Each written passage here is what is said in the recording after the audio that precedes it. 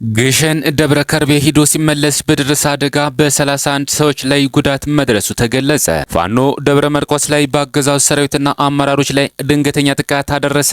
ፋኖ የብልጽግናውን አየር ወለድ በደፈጣ ጥቃት መታ። ድልበር ብርጌድና ንስር ብርጌድ ከንፍራንዝ ወደ ማክሰኝት ሲጓዝ የነበሩ የብልጽግና አመራሮች ላይ ጥቃት አደረሰ። በአማራ ክልል ከ1000 በላይ ትምህርት ቤቶች ከዓላማቸው ውጭ ጥቅም ላይ እየዋሉ እንደሚገኝ ተነገረ።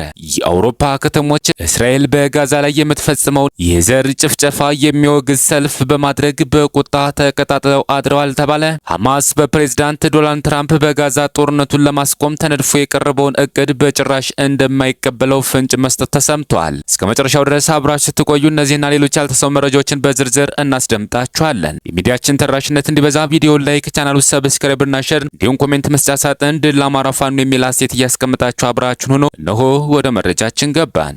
ግሸን ደብረ ከርቤ ሂዶ ሲመለስ በደረሰ አደጋ በ31 ሰዎች ላይ ጉዳት መድረሱ ተገለጸ። መነሻውን ግሸን ደብረ ከርቤ ያደረገ አንድ ተሽከርካሪ በደረሰበት አደጋ በ31 ሰዎች ላይ ከባድና ቀላል ጉዳት መድረሱን የኤፍራታና ግደም ወረዳ ፖሊስ ጽሕፈት ቤት ገለጸ። አደጋው የደረሰው በአማራ ክልል ሰሜን ሸዋ ዞን ኤፍራታ ግድም ወረዳ ሆራ ቀበሌ ኩኩቢ መንደር በሚባል አካባቢ ነው። የሰሌዳ ቁጥሩ ኦሮ 9621 የሆነው ተሽከርካሪ ከመንገድ ወጥቶ በመገልበጡ ምክንያት አደጋው መድረሱን የወረዳው ፖሊስ ጽሕፈት ቤት ኃላፊ ምክትል ኮማንደር መሐመድ መኮንን ተናግረዋል። ምክትል ኮማንደር መሐመድ መኮንን እንዳብራሩት አደጋው ሊደርስ የቻለው ተሽከርካሪው በከፍተኛ ፍጥነት ሲጓዝ በመገልበጡ ነው ብሏል። ጉዳት የደረሰባቸው ተሳፋሪዎች በአቅራቢያው በሚገኘው አጣዬ የመጀመሪያ ደረጃ ሆስፒታል የሕክምና እርዳታ እየተደረገላቸው መሆኑን ተዘግቧል። ፋኖ የብልጽግናውን አየር ወለድ በደፈጣ ጥቃት መታ። የምድር ጦሩ ሙሉ ለሙሉ ሲደመሰስበትና ከ3 በላይ ክፍለ ጦሩ ሲበተን የብልጽግናው አገዛዝ የአየር ኃይሉን መጠቀም የጀመረ ሲሆን የአማራን ሕዝብ ለማጥፋት የሚላኩ ድሮኖች የንጹሃንን ህይወት እየቀጠፉ ይገኛሉ። በምድር ቢሉ በአየር ኃይል የማይበግረው የአማራ ፋኖ ዛሬም በአገዛዙ ወንበር አስጠባቂ ሰራዊት ላይ የደፈጣ ጥቃት ፈጽሟል። የአማራ ፋኖ ህዝባዊ ድርጅት ሸዋ ጠቅላይ ግዛት እዝ የአጼ አምደ ጽዮን ኮር አካል በሆነው በጀግናው አጼ ዳዊት ክፍለ ጦር መስከረም 23 ቀን 2018 ዓ.ም በንጋት 2 ሰዓት ላይ በብልጽግናው የ101ኛ አየር ወለድ ኮማንዶ ክፍለ ጦር ላይ የተጠና የደፈጣ ጥቃት ተፈጽሟል። በሸዋ ጠቅላይ ግዛት መራቢት አውራጃ ልዩ ስሙ ጎራንዳ በተባለ ቀበሌ ከፌድራ ከተማ የተነሳውን የ101ኛ አየር ወለድ ኮማንዶ ክፍለ ጦር ላይ የተቀናጀ የደፈጣ ጥቃት ማድረሳቸውን የክፍለ ጦሩ የህዝብ ግንኙነት ኃላፊ ተናግሯል። በአገዛዙ ወራሪ ኃይል ላይ በተፈጸመው ጥቃት በርካታ የአገዛዙ ሰራዊት ለከባድ ቁስለት ሲጋለጡ ለጊዜው ቁጥራቸው ያልታወቀ የአየር ወለድ ኮማንዶ አባላቱን ወደ መቃብር ተሸኝተዋል። በዚህ የተቀናጀ ኦፕሬሽን የአጼ አምደ ጽዮን ኮር የቃኝ ሰራዊት፣ የአጼ ዳዊት ክፍለ ጦር የቃኝ አባላት እንዲሁም በቅርቡ ከተመሰረተው የራስ አበበ አረጋይ ክፍለ ጦር ጋር በመሆን እንደተፈጸመ ክፍለ ጦሩ በህዝብ ግንኙነቱ በኩል አስታውቋል። ፋኖ ደብረ ማርቆስ ላይ በአገዛዙ ሰራዊትና አመራሮች ላይ ድንገተኛ ጥቃት አደረሰ። የቀኝጌታ የፍትሐ ንጉሴ ክፍለ ጦር ንጉስ ተክለ ሃይማኖት ብርጌድ በተከታታይ ደብረ ማርቆስ ከተማ በመግባት አንደኛ የተባሉ የአረመኔው ሰራዊት አመራሮችና ሰራዊቱን እያስጨነቁት ይገኛሉ። በትናንትናው ዕለት በሌሊት ደብረ ማርቆስ ከተማ በመግባት ቦሌ ውሃጋን አካባቢ የብልጽግናው ሹማምንትን ይጠብቁ የነበሩ የአረመኔው ሰራዊት አባላት ዋርድያ በመግደል 5 ማቁሰል የቻሉ ሲሆን በተመሳሳይ በዛሬው ዕለት ከቀኑ 8 ሰዓት አካባቢ ቀበሌ 8 ህዝብን ሲያሰቃዩና በሌሊት ማስክ በመልበስ ሲዘርፉ የነበሩ 2 ሚሊሻዎችን በመደምሰስና አንድ ፖሊስ በማቁሰል አንድ ኮሪያ መሳሪያ በማረክ ወደ ብርጌዳቸው በሰላም ተመልሰዋል። ህዝብን በተለየ መልኩ የሚያንገላቱና ለብልጽግና አገዛዝ ዘብ የቆሙትን በማጥናት ከተማ ውስጥ የሚሰሩ ኦፕሬሽኖችን ይቀጥላሉ ሲል የንጉስ ተክለ ሃይማኖት ብርጌድ ቃል አቀባይ ባየሽፈራው ገልጿል። በተመሳሳይ በደንበጫ በተደረገ ውጊያ የክፍለ ጦሩ አመራር ከነ አጃቢዎቹ መደምሰስ የተቻለ ሲሆን በዚህም የተደራገጡ የመከላከያ አባላት እጅ እየሰጡ ይገኛሉ ተብሏል። በሌላ መረጃ ድልበር ብርጌድና ንስር ብርጌድ በንፍራንዝ ወደ ማክሰኝት ሲጓዙ የነበሩ የብልጽግና አመራሮች ላይ ጥቃት አደረሰ።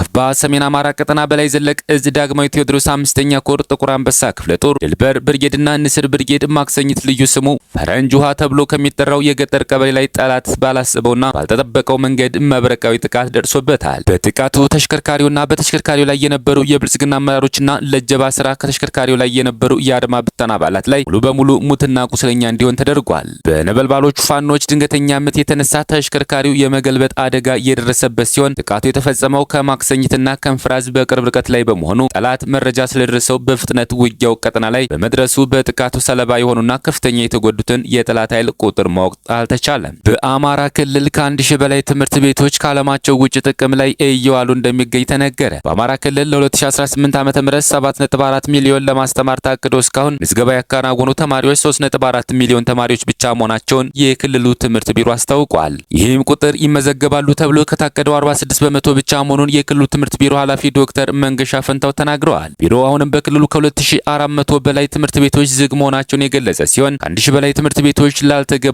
አገልግሎት ውለዋል ተብሏል። ከትምህርት ገበታ ውጭ የሆኑ ልጆች የስነ ልቦና ጥቃት ጨምሮ በርካታ ችግሮች እያሳለፉ እንደሚገኝ የተገለጸ ሲሆን ይህም ከሰሜኑ ጦርነት ጀምሮ አሁናዊ ግጭት፣ ጦርነት በተካሄደባቸውና ዝናብ አጠር በሆኑ አካባቢዎች ድርቅና የምግብ ውስንነት፣ ተፈናቃዮችና ሌሎች በክልሉ ያሉ ተደራራቢ ችግሮች መንስኤ መሆናቸውን ተናግረዋል።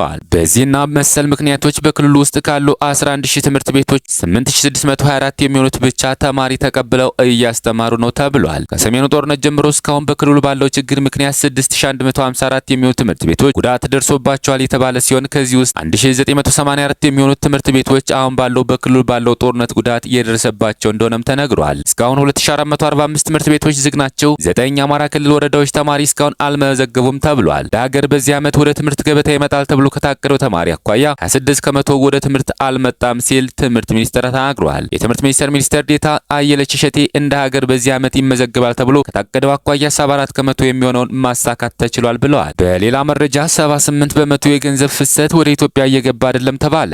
ኢትዮጵያ ከውጭ ሀገራት በህጋዊ መንገድ ከሚላክላት ገንዘብ የምታገኘው ገቢ የሀገሪቱን አቅም 22 በመቶ ብቻ መሆኑ ተገልጿል። የኢትዮጵያ ንግድ ባንክ ፕሬዝዳንት አቶ አቤ ሳኖ በደቡብ አፍሪካ ፕሪቶሪያ ከተማ ከሚገኙ ኢትዮጵያና ትውልደ ኢትዮጵያን ጋር ባደረጉት ውይይት ነው ላይ እንደገለጹት በአሁኑ ወቅት እየተገኘ ያለው ገቢ 7.2 ቢሊዮን የአሜሪካ ዶላር ብቻ ነው ብለዋል። አቶ አቤ ሳኖ እንዳስረዱት አሁን ካለው የገንዘብ ፍሰት ቀሪው 78 በመቶ የሚሆነው ወደ ሀገር ውስጥ እየገባ አይደለም። የዲያስፖራው ሙሉ አቅም በአግባቡ መጠቀም ከተቻለ ግን ኢትዮጵያ በአመት ከ35 ቢሊዮን ዶላር በላይ ከሬሚታንስ ገቢ ልታገኝ እንደምትችል አስታውቀዋል። ከዚህ ጋር ተያይዞም ባንኩን ለውጭ የሚኖረው ማህበረሰብ ያለውን ትኩረት ለማሳየት 2018 ዓ.ም ለዲያስፖራው ማህበረሰብ 50 ቢሊዮን ብር ለማበደር ዝግጅት መደረጉን ፕሬዝዳንቱ አስታውቀዋል። ማንኛውንም ጫና ተቋቁማችሁ ለሰራተኛው ከዚህ ወር ጀምሮ አዲሱን የመንግስት ሰራተኞች ደሞዝ መክፈል አለባችሁ ሲል ሲቪል ሰርቪስ ኮሚሽን አሳሰበ። የፌዴራል ሲቪል ሰርቪስ ኮሚሽን ኮሚሽነር ዶክተር መኩሪያው ኃይሌ በሁሉም ክልሎች ለሁለቱ ከተማ መስተዳድሮች የሲቪል ሰርቪስ ቢሮ ኃላፊዎችና ለሚመለከታቸው አካላት በአዲሱ የመንግስት ሰራተኞች የደሞዝ ጭማሪና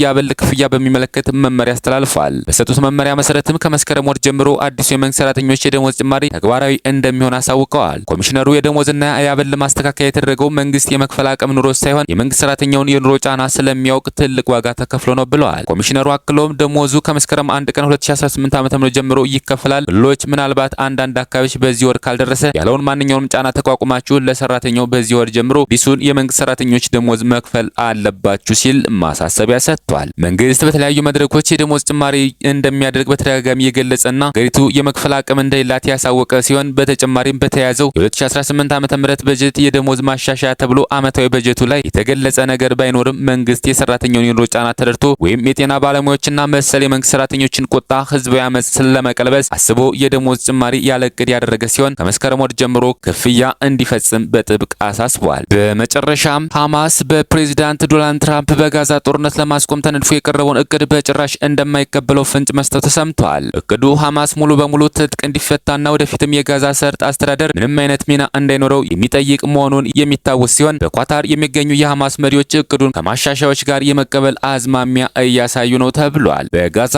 የሐማስ ወታደራዊ ክንፍ መሪ እቅዱን ቡድናቸውን ተቀብለው አልተቀበለውም እኛን ሙሉ በሙሉ ለማጥፋት የታለመ በመሆኑ እስከ መጨረሻው እንዋጋለን ማለታቸው ተሰምቷል። እንደሚባለው የተወሰኑ የሐማስ መሪዎች በጋዛ ዓለም አቀፍ አረጋጊ ኃይል መሰማራቱንም እየተቃወሙት እንደሚገኝ መረጃዎች እየወጡ ይገኛሉ። ሐማስ ሉዓላዊነት ፍልስጤም ህሉና ካላገኘች በስተቀር በጭራሽ ትጥቅ አልፈታም እያለ ነው ተብሏል። የአሜሪካው ፕሬዝዳንት ዶናልድ ትራምፕ በበኩሉ ሐማስ የቀረበው የሰላም ስምምነት የማይቀበል ከሆነ እስራኤል በጋዛ ላይ ለምትወስደው ማንኛውም እርምጃ ድጋፍ እንደሚያደርጉ መግለጻቸው የሚታወስ ሲሆን የዓለም አቀፍ ማህበረሰብ ቁጣ ደግሞ ሌላ ትኩረት የሚስብና እያነጋገረ ያለ ጉዳይ ሆኗል። ክቡራትና ክቡራን የቻናላችን ቤተሰቦች ለሰዓቱ ያዘጋጅናቸው መረጃዎች እነዚህን ይመስሉ ነበር። በሌላ የመረጃ ሰዓታችን እስክንገናኝ ድረስ የዩቲዩብ ቻናላችን ሰብስክራይብ፣ ሼር እንደዚሁም ላይክ እያደረጋችሁ ጠብቁን። ቸር ያገናኘን። መልካም ቆይታ